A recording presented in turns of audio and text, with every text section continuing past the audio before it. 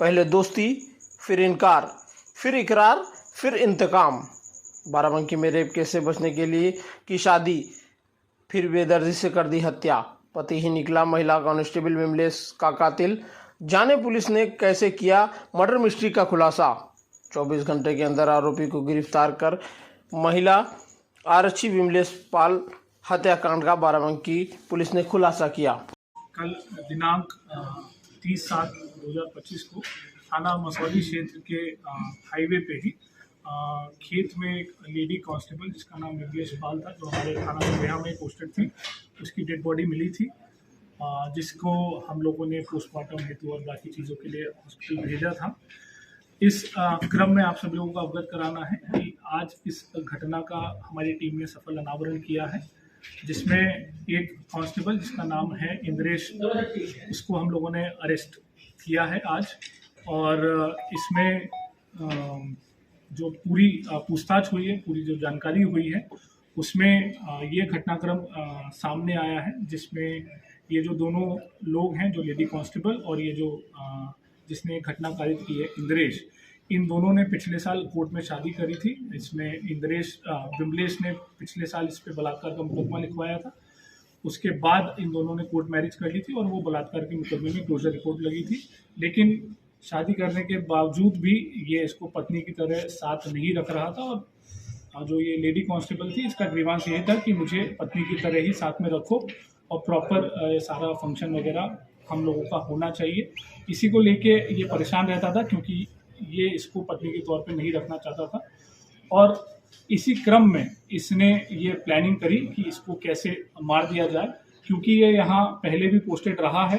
ये जो व्यक्ति है इंद्रेश, यहाँ पहले बाराबंकी में ही पोस्टेड था, तो इसको सारे रूट वगैरह पता थे और इसको टाइमिंग भी पता थी कि कब जो रोड है वो सुनसान रहती है, कब पुलिस की ड्यूटीज़ कहीं और रहती है, कब ज़्यादा व्यस्तता रहती है।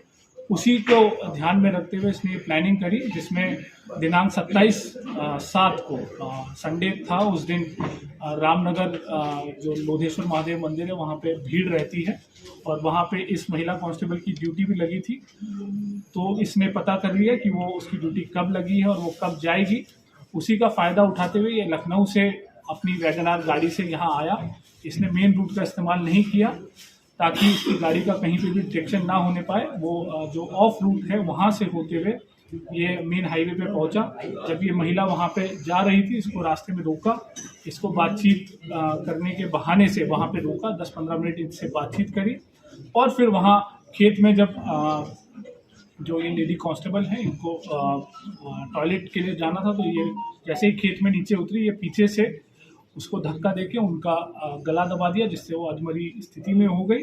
और फिर अपने कार के जो पाने से इस महिला के सर पे 3-4 वार किए, जिससे उसकी वहीं पे मृत्यु हुई। वहाँ से फिर ये अपने दूसरे रास्ते से फतेहपुर होते हुए ये वापस लखनऊ भाग गया। और इसमें इस व्यक्ति पे किसी को भी शक ना हो, इसके लिए इसने लगातार उस रात के बाद से इस महिला के फ़ोन पे वो लगातार मैसेज करता रहा, ताकि वो अलिबाई क्रिएट कर सके कि मुझे भी नहीं पता है कि मेरी पत्नी कहाँ है और मैं खुद उसको लगातार फ़ोन कर रहा हूँ। पर इसमें हम लोगों ने सारे साक्ष्य संकलन किए, जिसमें तमाम सीसीटीवी फुटेज और बीटीएस और सर्विलांस का इस्तेमाल करते हुए हम लोगों ने ये चीज़ और एविडेंसेस निकाले हैं, जिसमें ये व्यक्ति लखनऊ से बाकायदा अपनी वैगनार गाड़ी से यहाँ आया। करीब हमारे पास 5 फुटेजेस भी मिली हैं, जहाँ बीच में ये जाता हुआ दिख रहा है, और फिर घटना कारित करने के बाद भी हमें सीसीटीवी फुटेज मिली है।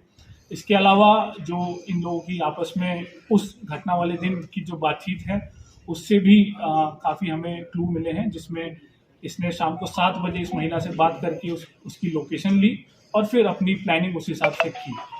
ये चीज़ें मोटी मोटी निकल के आई है, और इसमें हमने जो घटना में प्रयोगकार है वो बरामद की है। जो उसने पाना यूज़ किया था वो बरामद किया है, और मृतका का जो बाकी जो पहचान पत्र इसके पास थे वो भी हम लोगों ने इससे बरामद किए। तो ये जो घटना है, इसमें हमारी सर्विलांस एसओजी और थाने की टीम ने काफ़ी मेहनत करके काफ़ी चीज़ों पे एक साथ काम करते हुए 24 घंटे के अंदर अंदर ये घटना का सफल अनावरण किया।